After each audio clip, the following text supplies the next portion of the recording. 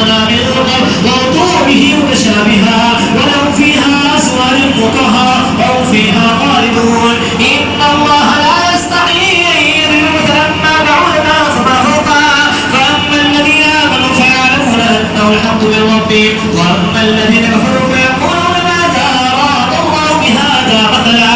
يضل به كثيرا ويهدي به كثيرا وما يضل به إلا الفاسقين الذين ينقضون عهد الله من بعد ميثاقه ويقطعون ما أمر الله به أن يرسل ويفسدون في الأرض أولئك هم الخاسرون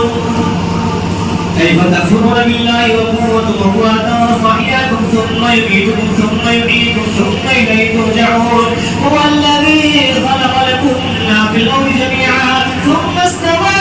إلى السماء فسواهن سبع سماوات وهو بكل شيء عليم وإذ قال ربك للملائكة إني جاعل في الأرض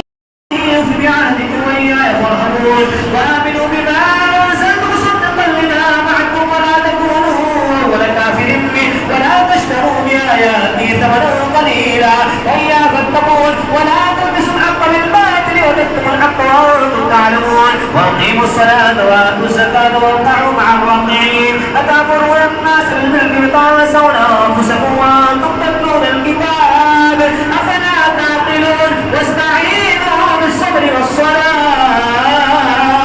وإنها لكبيرة إلا على الخاشعين الذين يظنون أنهم ملاقو ربهم وأنهم إليه راجعون.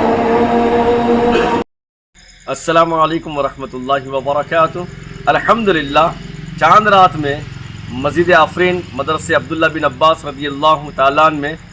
पहली तरावी में कसीर तादाद में अल्हम्दुलिल्लाह लोगों ने शिरकत की। 2 फ्लोर है, उसके ऊपर का और एक हिस्सा है, वहाँ पर भी लोगों ने नमाज अदा की, तरावी की। कारी साहब ने माशाअल्लाह बेहतरीन आवाज़ में कुरान अज़ीम शान की तिलावत फरमाई। मज़ीद गुजारिश है इस मौके से ज़रूर इस्तिफ़ादा हासिल करें। इंशाअल्लाह रोज़ाना 3 पारे कारी साहब सुनाएंगे।